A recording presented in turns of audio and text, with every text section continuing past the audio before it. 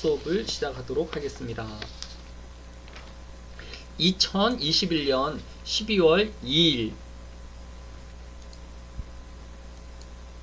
논리적 사고와 합리적 비판 제 12주차 첫 번째 시간 강의를 시작하도록 하겠습니다. 오늘 먼저 여러분과 나눌 이야기는 지난주에는 승리호라는 넷플릭스 영화에 대해서 소개를 했었습니다. 우리 반장인 강훈구 학생은 승리호가 무엇을 주제로 만든 영화인지 혹시 기억이 나나요?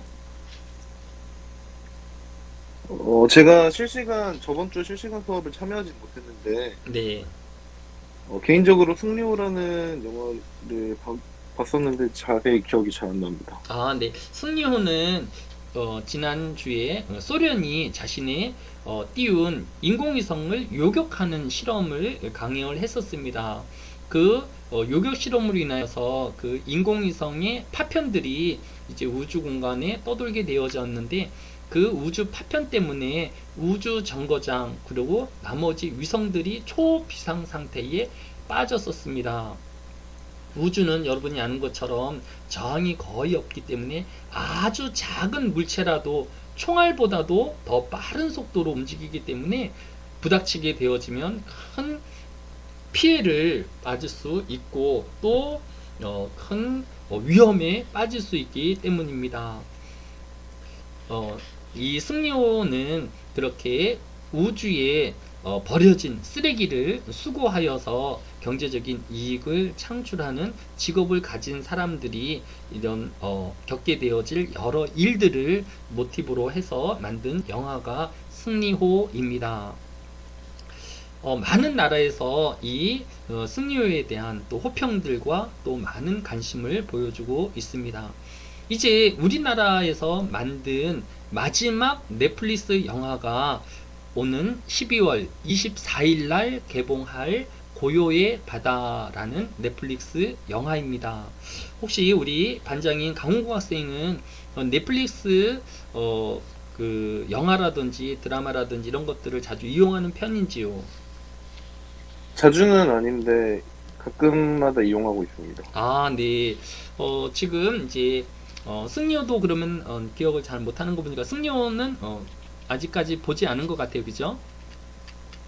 본 지 좀 오래돼가지고. 보긴 봤는데 했더니 2월달에 올해 2월달에 했으니까 조금 이제 기억이 좀 이제 그 또 아무래도 SF 영화다 보니까 어떤 이제 시각적인 것에 이렇게 좀 더 마음이 많이 가기 때문에 그런 스토리라든지 이런 것들은 많이 이렇게 좀 남아있지 않을 것 같아요, 그죠?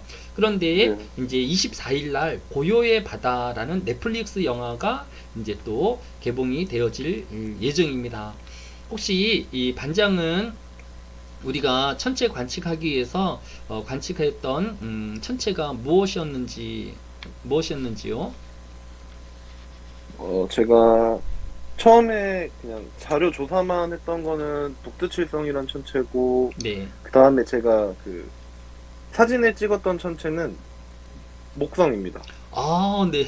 다 어려운 걸 했네요. 이게 자료조사도 부채시성에 대해서 또 목성에 대해서 이렇게 촬영을 또 하고 또 보고서를 작성했네요. 요 고요의 바다라는 넷플릭스 영화는 달을 소재로 하여 만든 영화입니다.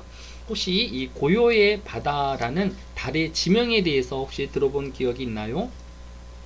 아니요, 저는 없습니다. 네, 이 그 고요의 바다라는 것은 1969년에 아폴로 11호가 인류 최초로 달에 착륙하여서 인류의 발자국을 남긴 달의 지점의 이름이 고요의 바다라는 그 지역의 이름입니다. 반장은 이제 달을 보게 되어지면 달이 이 환한 밝은 부분과 어둡게 보이는 또 이런 음영의 구별들이 나타나는 것을 볼 수 있습니다. 그래서 우리나라에서는 이런 달의 음영을 보고 토끼가 방아를 찧고 있다라고 상상하기도 하고 또 각 나라마다 자신의 문화와 또 여러 전통 등을 따라서 이 달의 문양들을 해석해 내곤 합니다. 우리 반장은 달이 이렇게 밝은 부분과 어두운 부분으로 보이는 이유가 뭐라고 생각하나요? 아무래도 이제 멀리 있지만 밝은 부분과 어두운 부분으로 나뉘는 게 움푹 패인 곳과 높이 솟아있는 곳의 차이 때문에 네, 그러면 그렇게 보이는 것 같습니다. 이렇게 불쑥 이렇게 그 솟아난 부분이 환한 부분일까요? 어두운 부분일까요? 높은 곳이 환한 부분일 것 같습니다. 아, 네, 정확하게 잘 알고 있는 것 같아요. 이 달이 평평한 그런 천체가 아니라 이런 산맥과 또 깊은 골짜기들과 이런 분지로 구성되어 있기 때문에 이렇게 높이 솟아난 부분들은 밝게 우리 눈에 보이고 또 이렇게 움푹 파여져 있는 골짜기라든지 또 이런 크레이터 같은 경우에는 이렇게 우리 눈에 어둡게 보이고 있는 것을 볼 수 있습니다. 이렇게 달의 음영의 부분들을 이제 우리가 보고 있는데 이 고요의 바다에 대한 자료를 보니까 이 영화는 배두나 또 공유가 주인공으로 참여하여서 이번 12월 24일 날 190국에서 32개 언어로 동시에 개봉되어질 예정이다라고 합니다. 여러분이 지금 보고 있는 이제 달의 보름달의 모습인데 달이 이렇게 밝은 부분과 어두운 부분으로 이렇게 나눠지는데 여러분들이 그 빨간색으로 되어져 있는 부분이 이제 고요의 바다에 해당되어지는 부분입니다. 바로 저 지점에 1969년에 아폴로 11호가 착륙하여서 인류 최초의 발자국을 남긴 장소입니다. 좀 더 달의 지명에 대해서 살펴보게 되어지면 달의 지명에는 유난히 바다라고 표현되어지는 많은 지역들이 있는 것을 볼 수 있습니다. 비의 바다, 또 구름의 바다, 또 고요의 바다, 풍요의 바다 이런 이름들로 불리우는데 여기서 달의 바다라고 이름 지어진 것은 이 달에 어떤 파도가 치는 그런 바다가 존재하는 것이 아니라 이렇게 웅덩이와 같이 깊이 파여져 있는 그런 부분들을 우리가 바다라고 이름 지은 것을 볼 수 있습니다. 그와 반대로 높은 지형으로 우리에게 밝게 보이는 부분들은 우리가 우랄 산맥이니 또 알프스 산맥이라니 또 아펜니노 산맥 이렇게 부르고 있는 것을 볼 수 있습니다. 따라서 이제 우리가 달을 보게 되어지면 밝은 부분은 산맥이라든지 또 이런 고원에 해당되어지는 부분이고 또 어두운 부분은 바다라고 불리우는 이런 그 함몰되어지고 또 낮은 지대라고 우리가 생각하면 되어지겠습니다. 자, 또 한 가지 달의 이제 이런 높은 부분과 또 저지대 부분과 또 함께 알아야 될 것은 다른 천체보다도 유난히 많은 크레이터를 가지고 있습니다. 반장. 네. 네, 크레이터가 뭘까요? 잘은 모르겠지만 아마 그 부딪혀서 생긴 구멍? 네, 그쵸.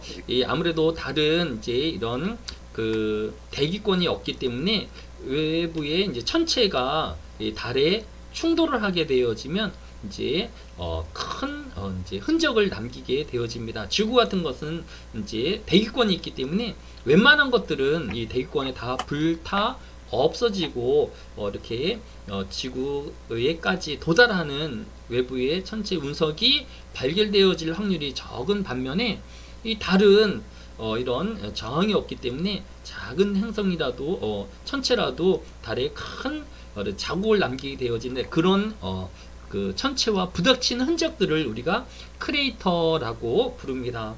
달에는 무수히 많은 크레이터가 있는데 대표적인 크레이터가 두 개가 있습니다. 여러분이 지금 화면에서 보고 있는 것처럼 코페르니쿠스 크레이터, 또 하나는 티코 크레이터라고 불리우는 이런 그 크레이터입니다. 이 크레이터는 큰 이런 분화구처럼 움푹 파져 있는 모양을 가지고 있는 것을 볼 수 있습니다. 자, 이제 달의 형태가 이렇게 움푹 파여진 바다라고 표현되어진 또 산맥이라고 표현되어진 또 크레이터라고 표현되어진 이런 부분들로 구성되어져 있다라는 것을 알 수 있습니다.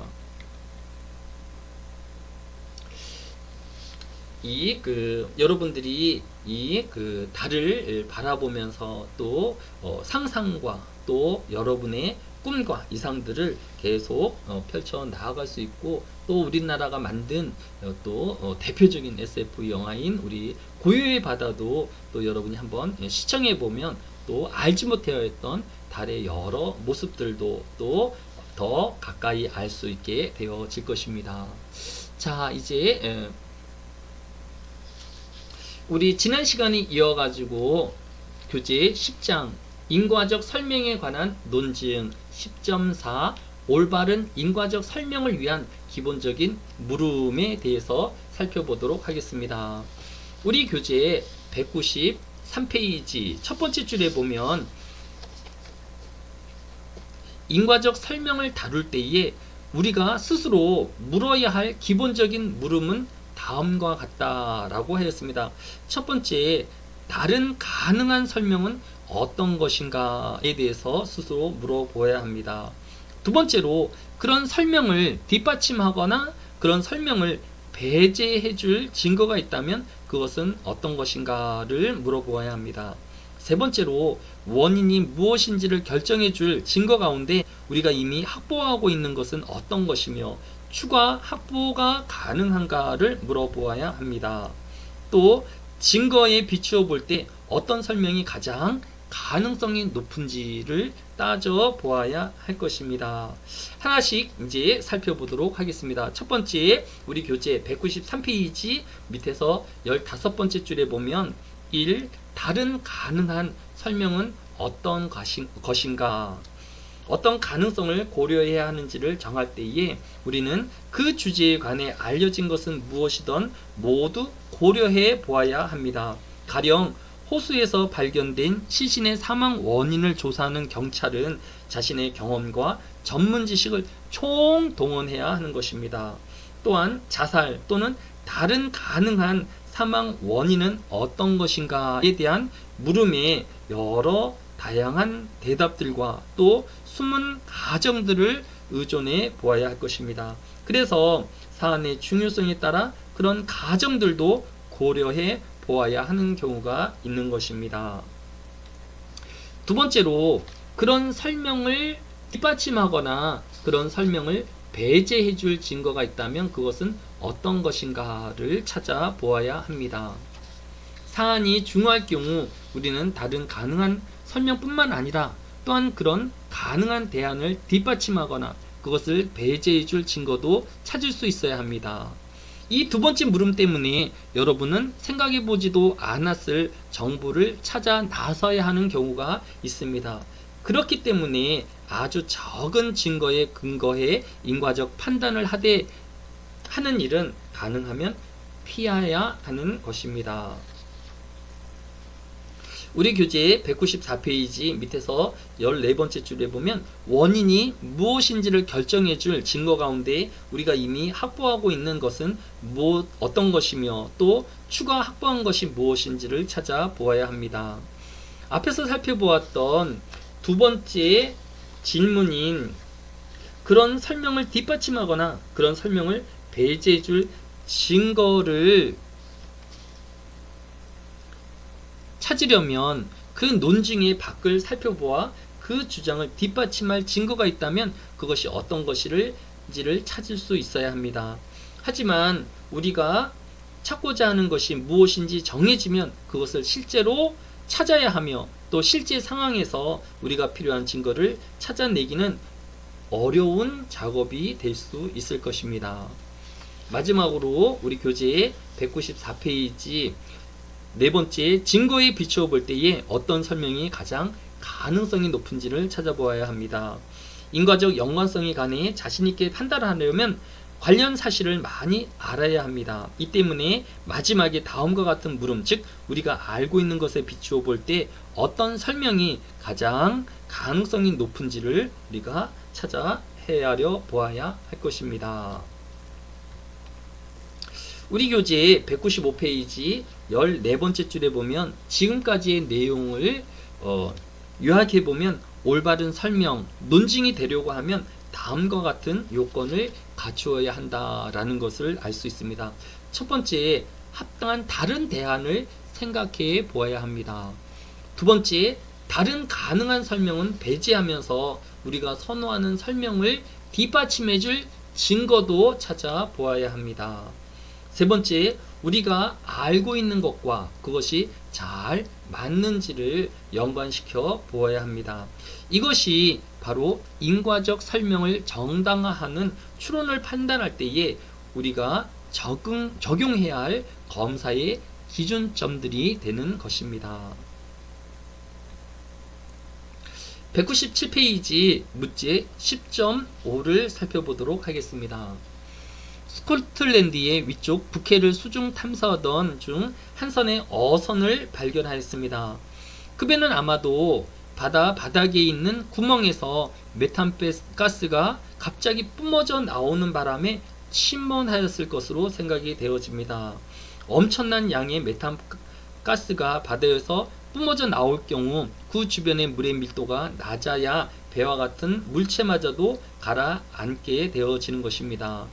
해양 지질학자도 그런 지점에 배가 들어갈 경우 마치 엘리베이터가 추락하듯이 배가 갑자기 가라앉게 된다고 말하고 있습니다. 이 어선은 바닥 구멍 바로 위에 선체가 바닥과 수평을 이룬 채 똑바로 가라앉아 있습니다. 이는 메탄가스가 분출되어 나올 경우 배가 가라앉는 방식과 일치합니다. 배가 구멍이 나서 가라앉게 되었다라면 구멍난 부분이 가장 아래쪽에 가라앉게 될 것이기 때문입니다. 반장. 네. 네. 지금 이제 스코틀랜드의 바닷가에서 어선이 이제 침몰한 채 발견이 되어졌던 상황들을 설명해 주고 있습니다. 자, 배가 침몰해지는 경우는 어떤 것들을 생각해 볼 수 있을까요? 배에 뭔가 부딪혀서 구멍이 났거나, 그쵸. 어떤 이제 그 물체하고 부닥치거나 다른 배하고 충돌되어서 이제 구멍이 나게 되어지면 배 안으로 물이 들어와서 이제 배가 침수되어질 수가 있겠죠. 또 어떤 경우가 있을까요? 자연재해로도 가라앉을 수 있을 것 같습니다. 네. 비가 너무 폭풍우가 많이 치고 해서 이 파도에 못 이겨서 배가 뒤집어지거나 또 이 배 안에 너무 물이 많이 차게 되어지면 결국은 이 부력을 상실하여서 배가 가라앉게 되어질 수도 있을 것입니다. 자, 이렇게 이제 배가 가라앉게 되어질 여러 경우들이 생길 것입니다. 자, 만약에 배가 폭풍우를 만나서 이제 가라앉을 위기가 생겼다라고 하면 배 안에 있는 사람들은 가장 먼저 무엇을 할까요? 우리 반장. 탈출하려고 준비를 할 것 같습니다. 아, 네, 물론 이제 탈출도 하겠죠. 하지만 더 먼저 뭘 할까요?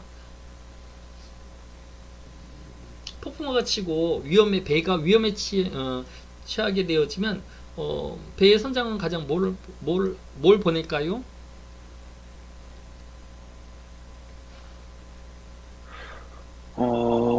진짜 잘 모르겠습니다. 아, 무전을 치겠지요. 무전. 예, 네네. 그래서 지금 이 폭풍우가 너무 심해서 배가 곧 침몰할 것 같다. 그러니까 우리를 구해달라 하는 SOS 신호를 보내도록 하겠죠. 왜냐하면 배가 이제 폭풍우를 만났다고 해서 그냥 바로 이렇게 가라앉는 게 아니라 지짐이 있잖아요. 점점 바람이 세게 분다든지 파도가 거칠어진다든지 이런 과정들이 있을 거 아니에요, 그죠?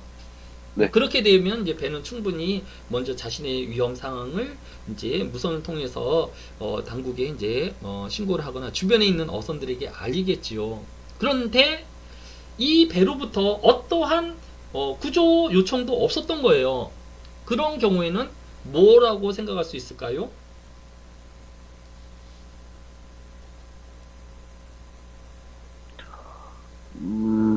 시기적으로 갑자기 침몰되어진 게 아주 급박하게 침몰되어진 것이다 라고 상상을 할 수 있겠지요. 네. 그러면 이제 어떤 이제 충돌에 의해서 이제 갑자기 1분 안에 침몰이 되어지거나 아니면 지금 그 의심하고 있는 메탄가스가 갑자기 뿜어져 나옴으로써 이 배가 그냥 그대로 빨려 들어가서 이렇게 SOS를 칠 그런 여과도 없이 이렇게 침몰되어질 이런 가능성들을 생각해 볼 수 있겠죠. 그죠?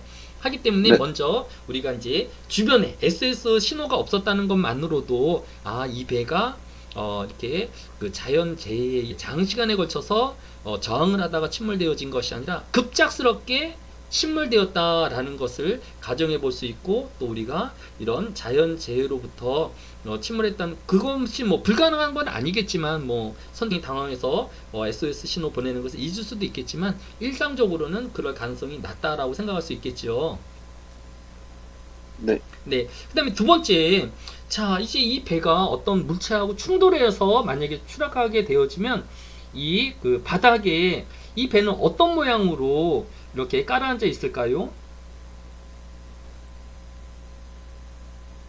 그 구멍이 난 곳이 그렇죠. 아무래도 이제 구멍이 나서 그쪽으로 물이 만약에 침투한 부분부터 깔아앉게 되겠죠. 그렇게 네, 되어지면 이제 맞습니다. 배가 이렇게 떨어지듯이 이렇게 바뀌듯이 이 바닥에 이렇게 꽂혀 있거나 뭐 그런 모습을 보이게 되어질 터인데, 발견된 이 배의 모양은 그대로 유형 그대로 이렇게 깔아앉은 것을 볼 수 있습니다. 이런 경우에는 어떤 배가 충돌에 의해서, 물론 이제 배가 바닥에 부닥치면서 뭐 상했기 때문에 이런 이제 우리가 뭐 그 구멍을 가지고 이 배가 구멍에 의해서 침몰했다라는 건 할 수 없지만, 배가 어떤 모양으로 이 바닥에 놓여져 있는 것만 보아서 우리가 추정할 수 있는 것은, 이 어느 한 부분이 먼저 구멍이 나서 깔아앉았을 때에는 배가 이렇게 끼우등하게 이렇게 바닥에 처 박혀 있을 텐데, 그대로 깔아앉았다라고 하면 이 배는 어떤 강한 힘에 의해서 빨려가듯이 이렇게 침몰되었다라는 것을 생각해 볼 수 있겠죠. 하기 네, 때문에 맞습니다. 우리가 이 배는 구멍에, 뭐 지금 이 배의 바닥에 있는 배가 구멍이 났다 할지라도 이 배가 그 가라앉아 있다라고 하면 바닥에 부닥치면서 날 수도 있는 거니까, 일단 모양이 그대로 있다라고 하면 이 배는 구멍이 생겨서 이렇게 침몰된 배의 가능성은 낮다라고 이렇게 추론해 볼 수 있는 거죠. 그죠? 이런 식으로 일어날 수 있는, 배가 침몰할 수 있는 가정들을 쭉 나열을 하고, 그 다음에 그랬을 때에 생길 수 있는 여러 요건들을 우리가 판단해 봄으로써 이런 가능성들을 하나하나 제거해 나아감으로써 이 배가 어떤 원인으로 이렇게 침몰되었는지를 우리가 찾아볼 수 있게 되어지는 것입니다. 지금까지 살펴본 결과로 보게 되어지면 이 배는 아마도 바다바닥에 있는 메탄가스가 분출됨으로 침몰했을 것으로 생각된다. 첫 번째 이유, 엄청난 양의 메탄가스가 바다에 뿜어져 나올 경우 주변의 물의 밀도가 낮아야 배와 같은 물체도 가라앉을 수 있기 때문이다. 혹시 이제 반장은 이제 뭐 이렇게 목욕탕이라든지 이런 데서 이제 이 그 바가지로 이제 공기를 이렇게 감추고 있다가 이 그 바닥에서 공기를 노출하게 되면 이제 그 공기가 위로 이렇게 솟구치는 것을 이제 이렇게 볼 수 있는데, 그렇게 그런 버블에 이 배가 맞게 되어지면 밀도차 위에서 이제 빨려가 들어가듯이 이 배가 침몰할 수 있다라고 가정하는 것을 볼 수 있습니다. 그래서 이유 2, 해양 지질학자도 그런 지점에 배가 들어갈 경우 마치 엘리베이터가 추락하듯이 배가 갑자기 침몰하게 되어진다라고 이제 증언을 하고 있는 것을 볼 수 있습니다. 이 배가 그런 사실에 부합되도록 선체가 바닷가 평행을 이룬 채 가라앉은 것을 볼 수 있습니다. 이를 통하여서 메탄가스의 분출에 의한 사고에 의한 배의 침몰과 일치한다라는 것을 알 수 있습니다. 그 다음에 우리가 또 배에 구멍이 나서 가라앉게 되었을 때에 구멍난 부분이 가장 먼저 가라앉는다라는 것을 생각해서 이 배에 구멍이 나서 침몰되었다라는 가정을 이렇게 배제하게 되어지는 것입니다. 반장 이해되죠? 네, 이해됩니다. 네, 우리가 어떤 추론을 해 나갔을 때에 그런 가능성들을 쭉 나열을 하고, 또 그 가정들이 하나하나 제거해 감으로써 이제 최종적으로 남아있는 가당성이 가능 높은 그런 추론을 남기게 되어지는 것입니다. 자, 그래서 이 저자는 이 글은 다른 합리적 가능성도 고려해보고 있는가에 대해서 살펴보아야 합니다. 또 그냥 단순한 엄청난 폭풍우가 몰아쳤을 가능성은 없는가를 따져보는 것입니다. 또 잠수정이 어선에 걸려서 배가 가라앉은 것은 아닌지도 살펴보아야 하고, 이런 가능성이 있었음을 보여주거나 이것을 배제할 증거가 있다라면 어떤 것인지 찾아보아야 합니다. 아까도 이야기했듯이 폭풍우 때문이라고 하면 어선은 긴급 구조 신호를 보냈을 것입니다. 또 잠수정에 의해 걸린 것이라면 아마 배가 내린 그물이 찢어져 있었을 것입니다. 메탄가스의 분출에 의한 침몰이라면 그 근처에서 실종된 다른 어선이나 배도 찾아낼 수 있을 것입니다. 이렇게 모든 경우들을 나열하고 살펴봄으로써 좀 더 가능성이 높은 결론을 이끌어내게 되어지는 것입니다.